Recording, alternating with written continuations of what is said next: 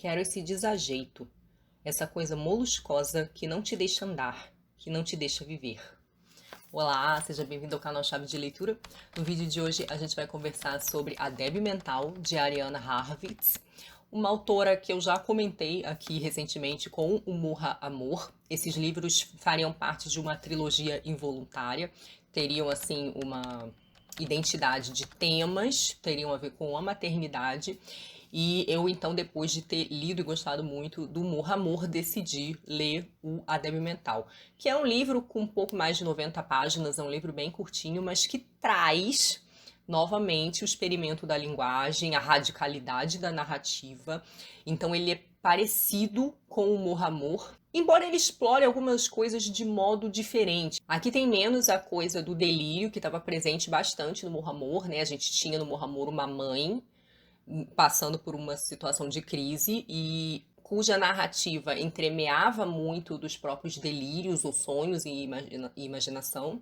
E aqui isso fica um pouco menos claro, assim. E também tem cenas absurdas, também tem essa perspectiva surrealista, mas é quase como se isso fosse mais uma escolha narrativa, eu acho, nesse caso, do que no Murra Amor. Aqui soa menos como delírio, soa mais como uma projeção da imaginação dessa narradora, que parece estar querendo novamente, como eu falei lá no vídeo, vou deixar o vídeo aqui do Murra Amor, novamente tentando dar conta de uma realidade emocional com uma narrativa menos domesticada, né? E que nesse sentido de menos domesticada, menos padronizada, se aproxime mais da radicalidade da experiência. Então você tem uma narrativa aqui que busca uma experiência radical, né? Uma experiência de ruptura, né? Uma experiência de excesso, né? A palavra que sintetiza bem esse livro é a desmedida, né? Aqui, ao invés de a gente ter uma mãe falando da sua relação com o filho, ou do seu processo de maternagem, da maternidade, a gente tem uma filha falando da sua relação com a mãe. E é uma narrativa que intercala momentos da infância e juventude com momentos da idade adulta. Ela dá a entender que ela é uma mulher de quase 30 anos. Elas moram juntas. Essa mãe parece ser uma mãe com alguma insegurança financeira. E a experiência delas é uma experiência de mãe e filha nem um pouco idealizada. Aqui a gente vai ter novamente essa coisa da maternidade não idealizada, como estava lá no Amor, mas também de uma mãe que não é idealizada nesse sentido cultural, moral, sabe? Então, a mãe da narradora aqui é um sujeito desejante o tempo todo. A filha reconhece a mãe como sujeito desejante desde muito cedo.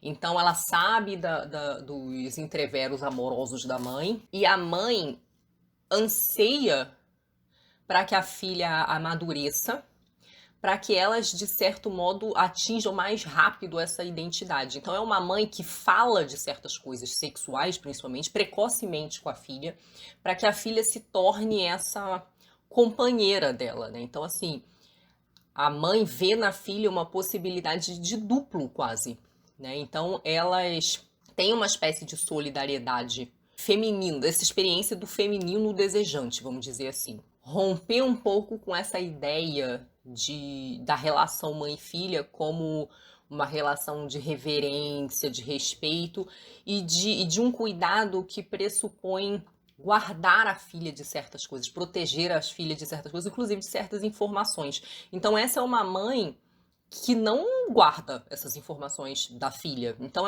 é uma filha que cresce com essa mãe, que além dessa questão do desejante muito claro, muito explícito desde sempre, tem também uma relação de disputa entre elas, né? Então a disputa do desejo ali, né? Então você tem mãe e filha numa disputa como indivíduos, não necessariamente do desejo erótico, como se elas fossem disputar o mesmo objeto de desejo, mas uma disputa de espaço, de desejo, de decisões, né? Então é essa mãe que meio, nesse caso aqui, ela tenta se impor, mas não como mãe, né? Não necessariamente como essa autoridade materna, mas como indivíduo do mesmo sexo, assim, né? Então é uma coisa bastante curiosa, porque existe uma disputa entre elas, mas existe uma solidariedade também. tem um elemento aí que cria um ruído entre essa relação de mãe e filha, que é essa relação que a gente poderia resumir aí de identidade e disputa, que é o amante da filha. A filha tem um amante,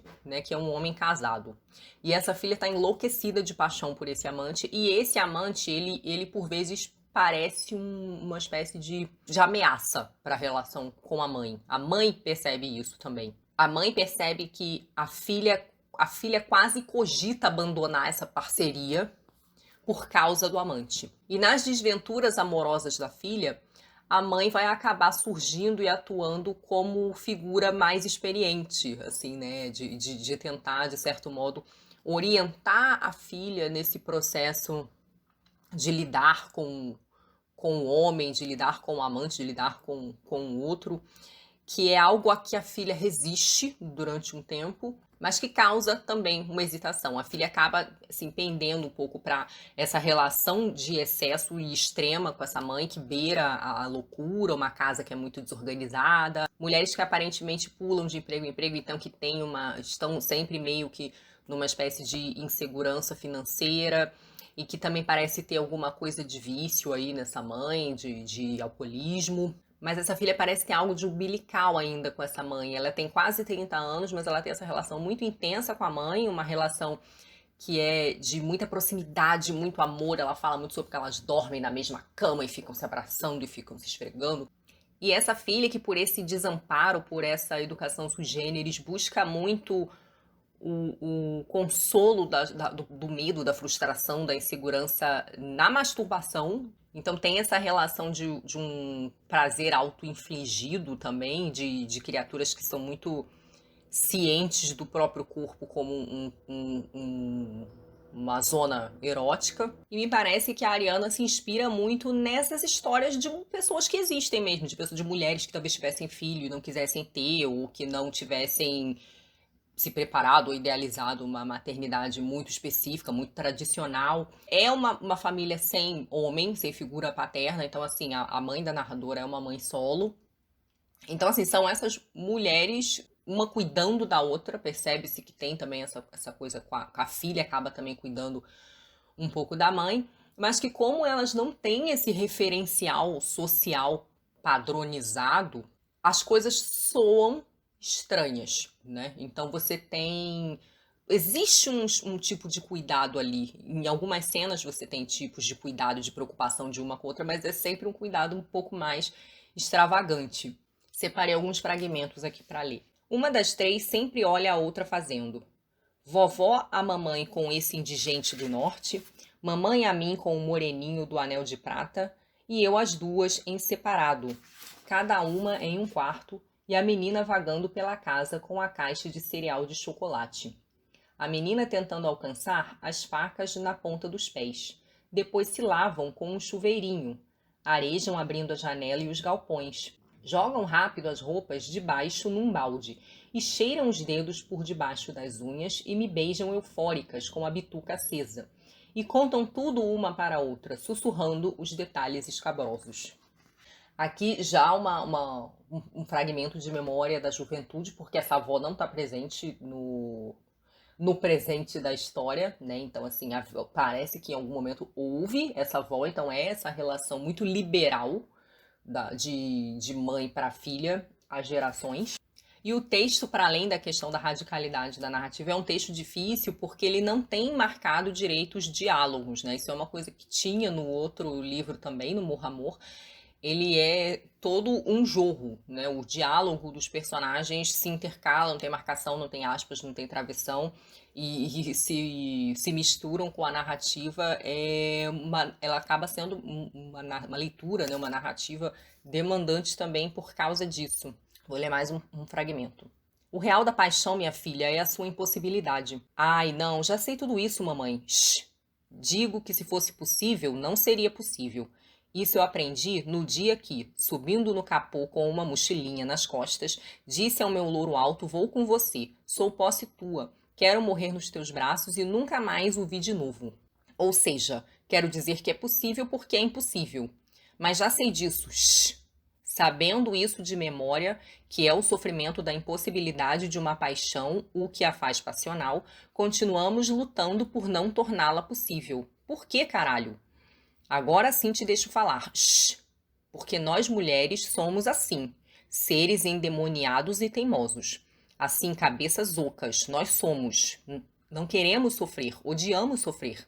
Temos horror ao coração batendo no corpo todo e à falta de ar quando nos anuncia que não está mais apaixonado, que não se acostuma ao nosso cheiro ou qualquer dessas estupidezes. Mas se não sofremos, não há paixão. Sofrendo, tornamos possível o impossível, a própria paixão. Acho que esse fragmentinho aqui dá um pouco da ideia da desmedida, né? Porque a paixão que a narradora tem pelo amante é uma paixão desmedida, a relação que ela tem com a mãe acaba também sendo uma relação de desmedida, de um amor de desmedida também, e de um amor ríspido, né? Também porque envolve alguma violência, alguma disputa. E o final do livro segue o curso à desmedida. Não vou dizer o que acontece, mas acontece algo radical. Eu tendo a achar os livros da Ariana muito interessantes. Eu sei que não é todo mundo que curte, acha muito doido, até porque ele tem muito projeção do imaginário das narradoras, então assim, muitas cenas soam muito absurdas. A Ariana me parece muito imbuída dessa missão de tentar dar corpo à desmedida através da ruptura da linguagem, no sentido de essa experiência sentida nunca vai ser bem descrita pela linguagem padronizada, pela linguagem a que todo mundo está acostumado, né? Assim, pela linguagem domesticada. Já que não vai dar conta, né, e que a literatura, de certo modo, é sempre uma outra coisa, né, ela é sempre uma tentativa desse acesso, ela rompe de vez e vai por um caminho aí mais surrealista mesmo, dessa projeção de imagens mentais, desejos, né, projeções de desejos também, ou de sensações dos personagens, o que acaba fazendo com que a narrativa soe um tanto doida, absurda em vários momentos, mas eu gosto muito desse tipo de experimentação, confesso. Então eu gostei muito do Bom Amor e gostei muito da Débil Mental também. É isso, muito obrigada pela companhia. Me digam se vocês já leram alguma coisa da Ariana, se já leram a Débil Mental e o que acharam. Beijinhos e até a próxima. Tchau!